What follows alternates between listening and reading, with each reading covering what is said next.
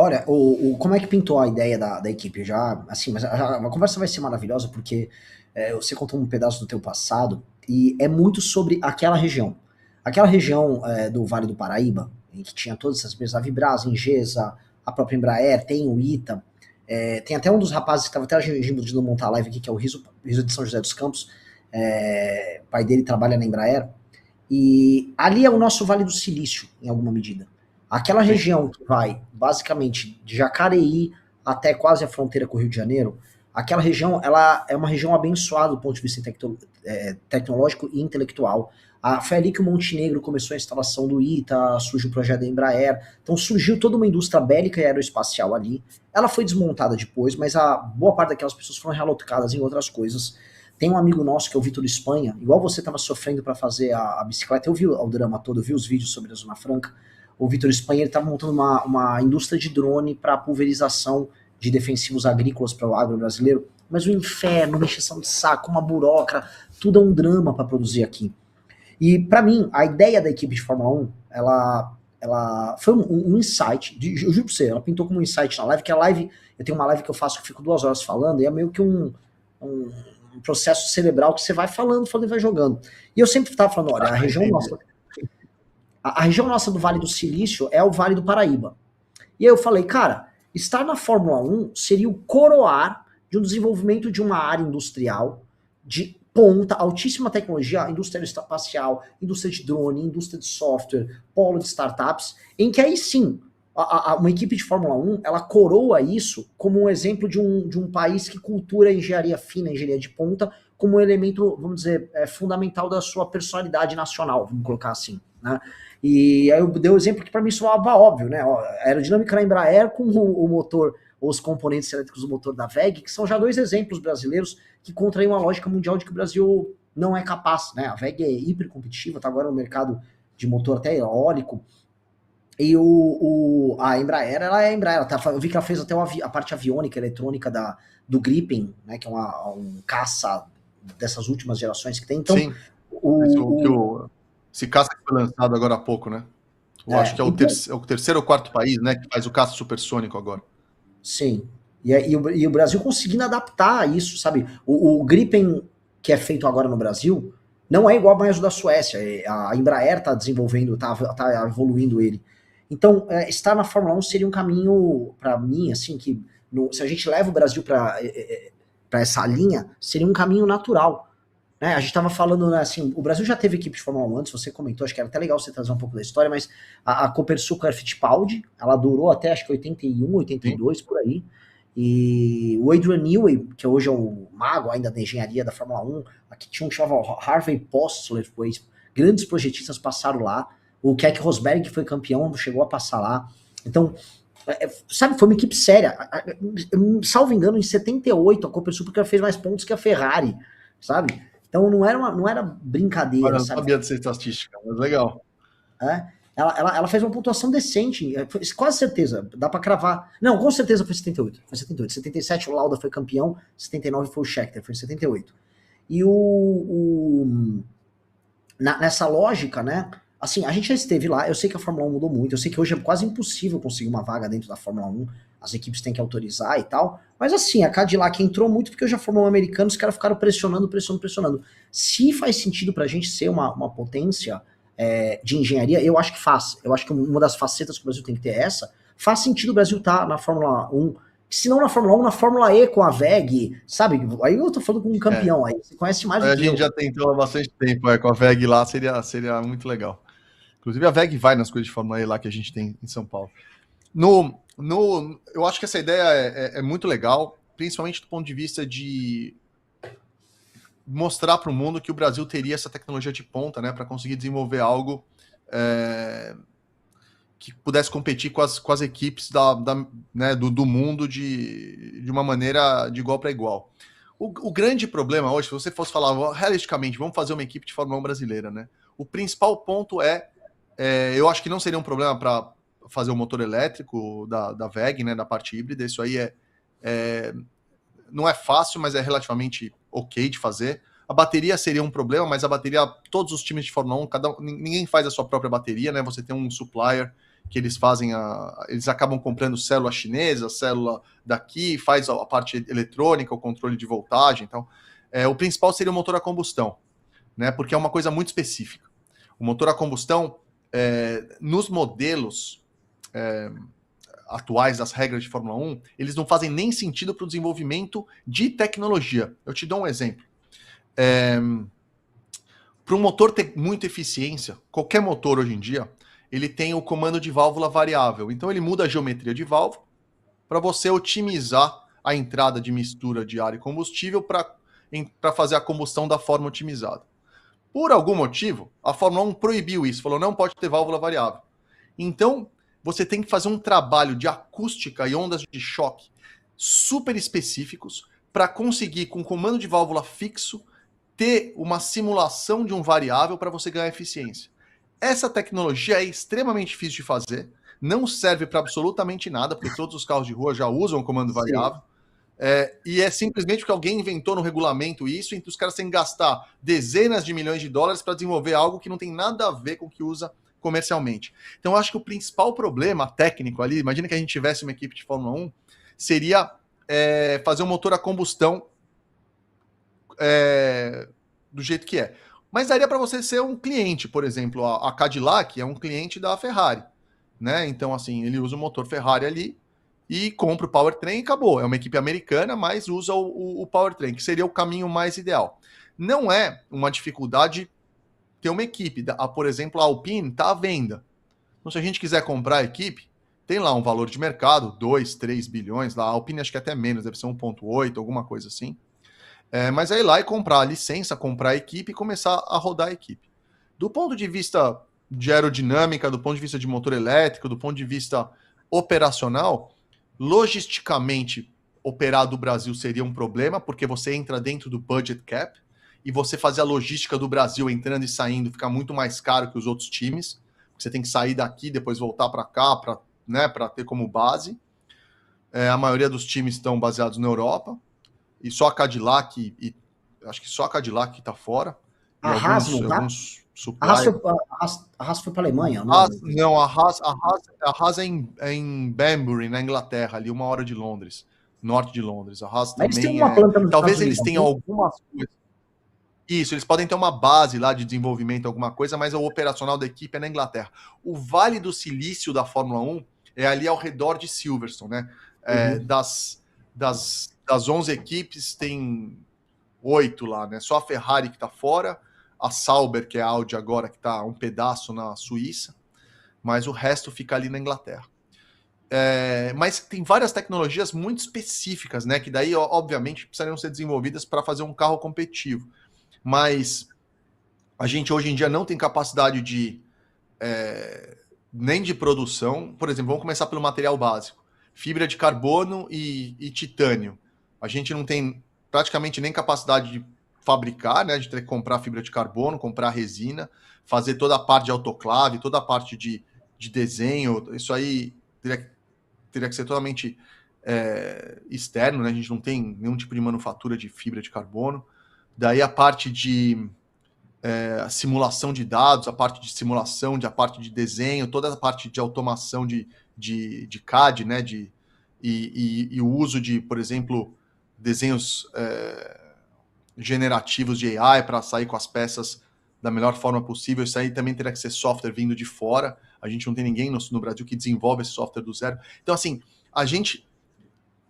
eu acho que seria legal começar com uma equipe de Fórmula 1 para ver o que a gente pode chegar dentro de tecnologia. Mas a gente está tão longe na cadeia de supply chain no Brasil que, assim, fica muito difícil falar, vamos fazer um carro 100% brasileiro. Hoje em dia é impossível. Nem de Fórmula E, nem de Fórmula 1. Tentaram fazer, assim, mais brasileiro o carro da Stock Car e já não deu muito certo. Voltar um pouco para trás. Então, assim, a nossa indústria, por isso que, de novo, eu parabenizo o que vocês estão fazendo, a gente precisa mudar completamente como a gente direciona a indústria para voltar a produzir tecnologia dentro do país, porque senão a gente não consegue produzir nenhuma bicicleta, quem dirá um carro de Fórmula 1, né? Sim. Sim, eu acho que essa é a grande provocação nessa história.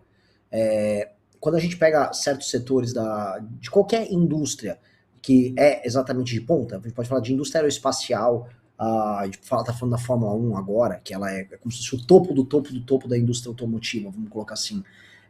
A gente percebe as nossas deficiências e o quão ridículo a gente fica quando a gente resolve não disputar certos mercados e aceita as coisas como elas são.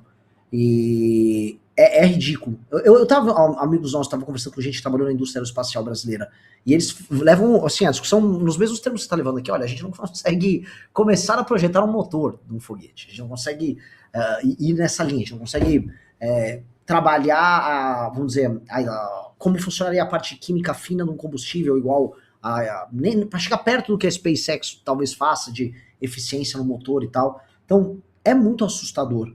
É muito assustador. E eu gosto de fazer uma leitura, como você está colocando assim, que isso serve como um tapa na cara da gente. Porque o que você está colocando assim, nem para fazer os componentes aerodinâmicos mais simples de fibra de carbono, fazer um spoiler lá, o aerofólio frontal, a gente não tem condição material de fazer, né? Não consegue nem sequer desenvolver ele, né? Então, é bem bizarro. E você falou o preço, né? A gente tava olhando os escândalos recentes de corrupção no Brasil. O cara do Banco Master podia comprar 2, 3 equipes de Fórmula 1. Exato, eu ia até falar isso. Um Vorcaro da vida daria pra gente fazer equipes de Fórmula 1 durante uns 10 anos aí. Tranquilo. Isso aí, o dinheiro, o problema não é o dinheiro. O Brasil tem dinheiro, né? O Brasil, bem ou mal, né? Essa economia é muito forte, né? O problema é como esse capital é utilizado, né? Como existem os incentivos, como você direciona esses incentivos. O Brasil tem capital. Você está falando da indústria aeroespacial. O que eu acho que você poderia, inclusive, colocar no programa de governo, que eu acho que é assim, é a mesma história, o que está acontecendo agora, que é muito interessante, o que está acontecendo é o seguinte, da mesma forma que, por exemplo, a África nunca teve linha de telefone. Os caras saíram de sem telefone para celular direto, né? O famoso leapfrog.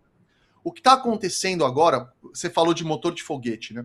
Eu tive uma reunião semana passada com uma empresa que chama Leap 71. É uma empresa baseada em Dubai, que está desenvolvendo um motor de foguete 100% desenhado por AI. Não tem nenhum engenheiro que faz desenho de nada.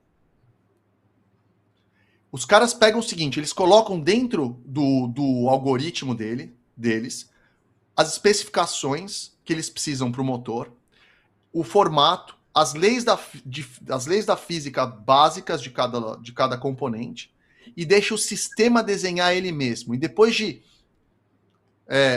milhões e milhões de iterações, o sistema desenha o projeto ideal desse motor, que daí ele é impresso em 3D direto, né? Porque alguns tipos de desenho você não consegue fazer com torno, nem com nenhum tipo de... Você só consegue fazer com manufatura aditiva, né? Com impressão 3D, que já está num nível que aguenta a pressão necessária, a temperatura necessária para o motor.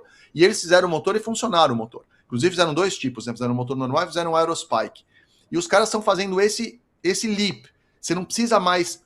Talvez que a gente não tenha nem o know-how, nem o componente, mas a gente vai poder imprimir, a gente tem o material, inclusive um dos materiais mais usados para fazer foguete é o nióbio, que tem no Brasil, né? A liga, o nióbio adicionado na liga do Iconel, justamente por causa da resistência em alta temperatura, tanto em turbinas quanto em foguete. A gente tem os materiais críticos, os chamados terras raras, que muitas vezes não é raro, a gente tem isso no Brasil. Então, essa capacidade de fazer esse leapfrog, sair sem precisar fazer agora a parte de engenharia, a gente conseguir fazer o AI desenhar o motor e a gente ter o melhor lugar do mundo para fazer lançamento de foguete, que é a base de Alcântara, de repente, é um processo na qual a gente consegue fazer esse pulo do gato aí e consegue reviver a indústria nacional fazendo esse salto em algumas áreas. O AI vai ajudar muito nisso, né? Eu acho que essa capacidade de você vai ter uma distribuição de conhecimento muito grande com AI, na qual você vai poder usar e entrar dentro de áreas que antigamente você não conseguiria entrar.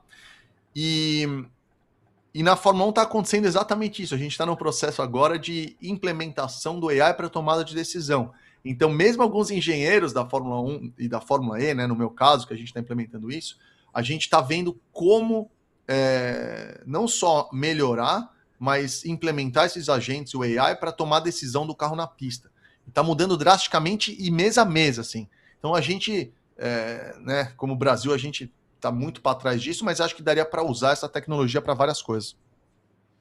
Então, isso que você colocou é muito animador, né? O que no fundo está querendo dizer assim, se a gente estiver no topo ou na fronteira do conhecimento, por exemplo, nessas áreas de IA, a IA generativa que os caras estão falando agora, que ela autoconstrói, e levar isso para engenharia fina em diversas áreas, o atraso que a gente comenta, estamos 30 anos atrás, estamos 20 anos atrás, ele simplesmente, você busca o gap, né? O gap você simplesmente retira, e aí vai de uma decisão política de país, porque tem um ponto que aí eu entro, o drama que você estava citando ali para fazer bicicleta, ou tem o drama do Vitor Espanha para fazer os drones de pulverização, que assim, a gente precisa de, desesperadamente uma agenda de competitividade, que para contratar e para demitir uma pessoa no Brasil é um inferno, para abrir e fechar uma empresa no Brasil é um inferno, para captar dinheiro é um inferno, a tributação sobre o capital é infernal, as leis protecionistas para diversos materiais, vamos colocar aqui, diversos produtos, são insuportáveis. A existência da Zona Franca de Manaus é uma das coisas mais retardadas que possam existir. Então, quando a gente pega, se a gente não assim, der uma verdadeira agenda de competitividade, somada a outra coisa que a gente fala de uma agenda fiscal boa, porque o dinheiro no Brasil é muito caro, a gente simplesmente não vai conseguir fazer essas coisas. Porque você estava me descrevendo uma coisa, até eu ia te fazer uma pergunta, né? O Vale do Silício do automobilismo é ali na Inglaterra, né? Meio que todos os profissionais que estão ali.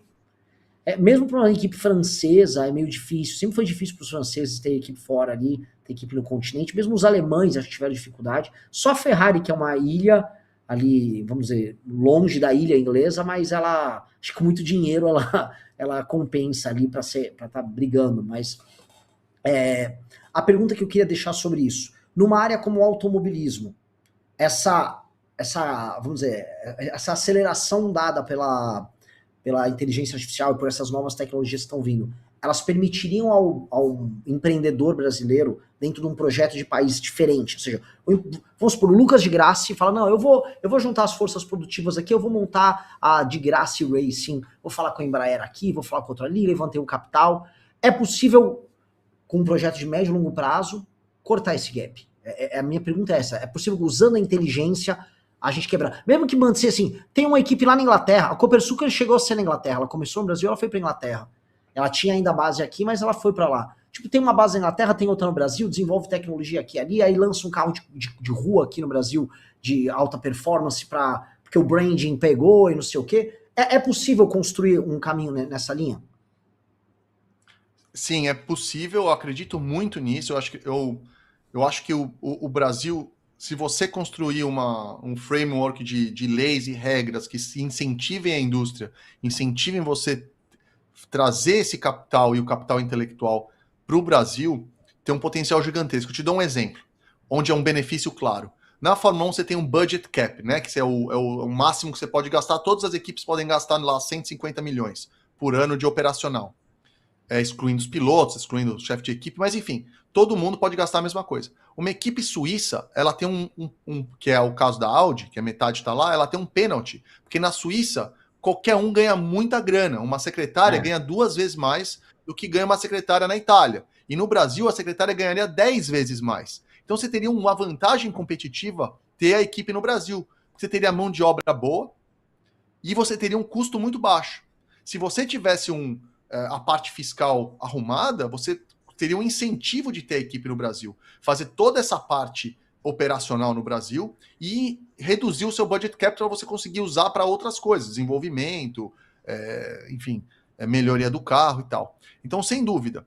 E, de novo, usando o AI agora, que é um conhecimento que está disponível, ou que vai ficar cada vez mais disponível, né? O conhecimento vai ficar democrático. Qualquer um hoje em dia, por exemplo, se você quiser fazer um app hoje em dia, eu não sei Python, eu não sei C++, eu não sei linguagem de computador, mas eu entro lá no meu Google AI Studio, eu digito lá, eu faço um app. Fiz um app semana passada para o meu clube de tênis aqui, ou sei lá, entendeu? Vibe coder. Então, assim, o conhecimento... Vibe coding.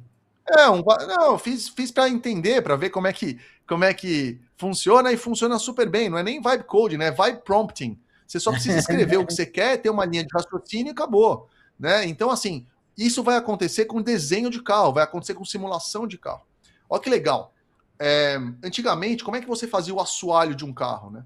Você pegava o carro, fazia, o regulamento fala que o assoalho tem que ser assim, assado e tal, você desenha o assoalho, coloca ele no CFD, né, que é o túnel de vento no computador, e roda lá durante dias para ler o fluxo, e o fluxo saiu mais ou menos. Daí você vai lá e muda manualmente o assoalho para outro formato. Roda de novo, mais alguns dias, milhões em computação, e daí sai o fluxo. Hoje, essa empresa que eu falei agora que está fazendo usando o AI, você coloca o fluxo de ar ótimo que você quer, e o computador e o AI desenham o assoalho para atingir aquele fluxo ótimo. É ao contrário.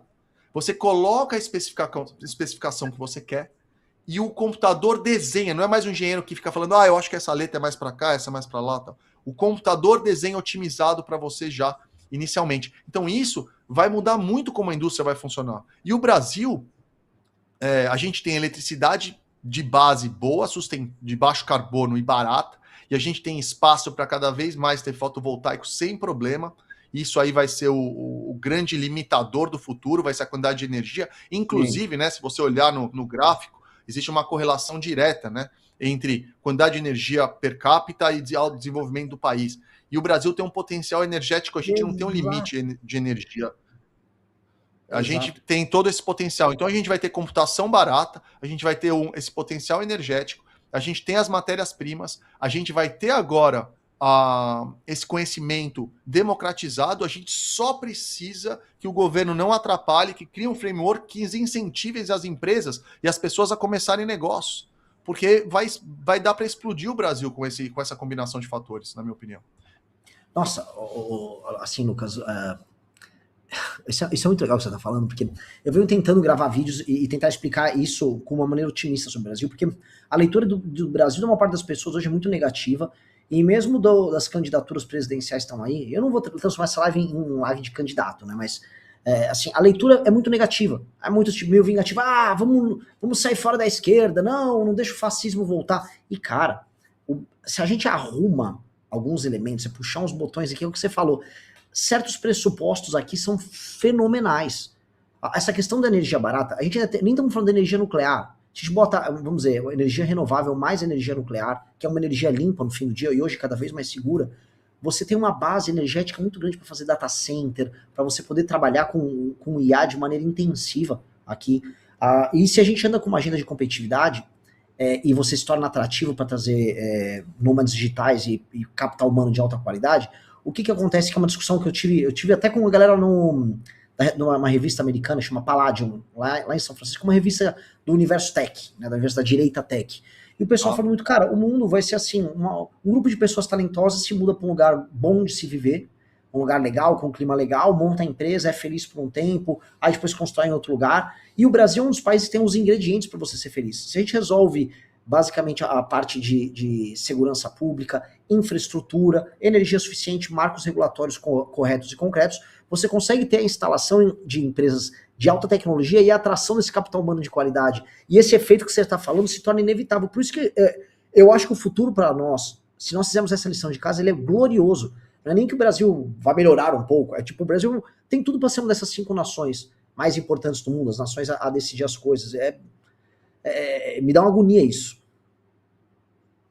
Sem dúvida, a gente tem todos os recursos naturais, a gente tem o potencial intelectual que cada vez mais vai ficar, de novo, como a gente falou, por causa do IA vai ficar mais democrático, a educação vai melhorar, a educação vai ficar mais barata, a educação já é disponível, né? Hoje você já pode aprender o que você quiser no YouTube a qualquer momento a custo zero, né? Não existe mais essa desculpa, a educação eu não tenho acesso. Não, todo mundo tem acesso a tudo. E fica essa discussão polarizada, discussão sobre coisas que não fazem o menor sentido, sendo que o importante é a gente elevar o piso da população brasileira, fazer o brasileiro ganhar mais dinheiro, fazer o brasileiro empreender. Essa semana passada aconteceu pela primeira vez, uma única pessoa criou uma empresa de mais de $1 bilhão, né? O cara sozinho, com uns agentes de AI, criou uma plataforma de venda de medicamento que está faturando aí, sei lá, centenas de milhões de dólares por ano, um cara sozinho, e ele hoje foi o primeiro cara que criou uma empresa com AI que vale mais de $1 bilhão. Porque poderia ter sido feito no Brasil isso. Poderia ter sido feito em qualquer lugar. Então, assim, cada vez mais a gente vai ter oportunidade de usar de fazer esse pulo, né, do Brasil, esse gap de conhecimento que a gente acabou, infelizmente, a gente perdeu aí 2 décadas, 3 décadas de um governo pior que o outro, discutindo pautas que são passadas já. Aliás, todas essas pautas, a maioria das pautas discutidas hoje na eleição são pautas passadas sobre petróleo é nosso, não é nosso, aquela discussão privatiza não sei o quê, estatiza não sei o quê. Essas discussões dos anos 80, discussões dos anos 90, porque a galera que está lá no poder é a galera que saiu dos anos 70, 60, tá tudo errado, tá ultrapassado. Por isso que eu acredito que se a gente unir força e conseguir mudar, se tornar o Brasil atrativo do ponto, com segurança jurídica, tornar o Brasil atrativo, a gente pode criar equipe de Fórmula 1, a gente pode criar uma indústria aeroespacial ativa, a gente pode fazer parcerias com outros países para usar o nosso potencial, a gente tem espaço para fazer, a gente tem espaço praticamente infinito para instalar placa fotovoltaica, né? Eu fiz o cálculo para a gente produzir, né? Não estou falando de potência média, mas a produção energética brasileira, com uma área de 40 quilômetros por 40 quilômetros de painel fotovoltaico, a gente produz, lá no sertão da Bahia, a quantidade de energia que a gente gasta por ano hoje. Não é nada, é um pedaço irrisório do tamanho do país. O nosso potencial fotovoltaico médio é muito maior que a máxima da Alemanha, ou da Inglaterra, ou de qualquer outro país europeu, porque a gente está geograficamente muito privilegiado. Então, assim, o Brasil tem uma série de pontos e uma série de... Tem tudo para dar certo, né? A única coisa que a gente precisa é arrancar esse sistema cleptocrático que roda o Brasil, independente de quem obviamente muito mais do governo atual, e limpar isso aí e começar do zero, que a gente tem todo esse potencial e, enfim, eu torço para isso, eu como brasileiro, que é uma coisa que eu mais quero é ver o Brasil de novo no topo do mundo como uma das principais potências. Assim, é o nosso destino, e tem um elemento assim, ou a gente é glorioso como nação, ou a gente não será nada. Um amigo nosso, ele fez uma pesquisa simples e ele fez um artigo bem interessante sobre isso. Dentre as nações com território de... Agora eu não sei, agora esqueci a quilometragem, né, os metros quadrados, mas dentre as nações com maior território do mundo, dentre as nações com um PIB maior do que acho que 1,8 trilhões, e dentre as nações com população maior do que 200 milhões, do que 120 milhões de habitantes, existem 5 nações que, dentre de todas essas, existem 4 que têm bomba atômica e uma que não tem, que é incapaz de se defender.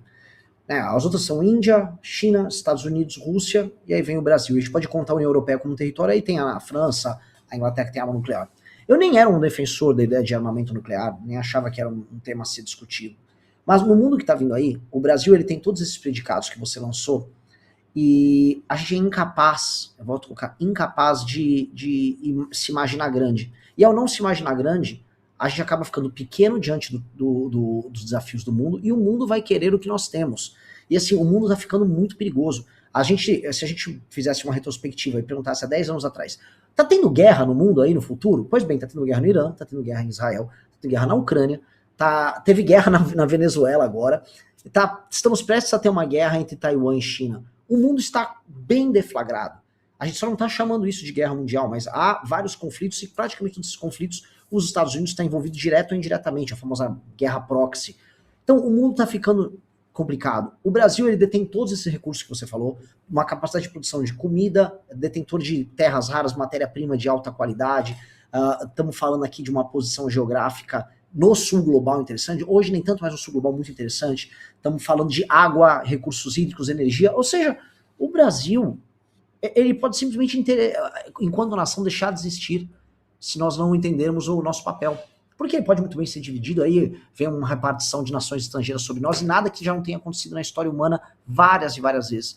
Então tem uma questão de urgência que eu coloco, que é, ou a gente se assume uma nação séria, como a gente estava conversando aqui, ou o mundo será muito cruel conosco. Existe uma espécie de uma necessidade de se assumir como uma nação séria. E a gente perdeu isso, né? Você estava descrevendo, seu pai trabalhou na Ingesa. A Engesa, eu me lembro dos anos 80, você me corrige se eu estiver falando, mas tinha um tanque chamado Osório, que era um tanque que Sim, disputava tinha o Osório, Urutu, sim. disputava competições internacionais e ganhava de tanques americanos. Eu acho que a Engesa quebrou. Sim, é isso que eu falei. Na época batia batia direto assim com Lockheed, com empresas americanas pesadas de tecnologia, e o Brasil batia de frente, de igual para igual. E assim, a gente se via até esse período, tá? Podem fazer as críticas que quiserem ao regime que tinha ali, ou até o Vargas que veio antes, que eu tenho críticas a todos, mas, meu Deus, era um país que tentava se ver como alguém grande. Dali em diante parece que a gente foi proibido de se ver como alguém grande. A gente não pode almejar, tanto que quando eu falei do negócio da Fórmula 1, eu falei despretensiosamente, aí veio gente essa, imagina, mas por que A gente, né, a gente tem condição de muitas coisas, é que a gente se proibiu ser ambicioso. Não, você não pode ter ambição, quem pode ter ambição é tipo Daniel Vorcaro, ele pode ter uma ambição, quem pode ter ambição é um presidente de partido político com um orçamento anual de bilhões. Isso é muito grotesco, velho.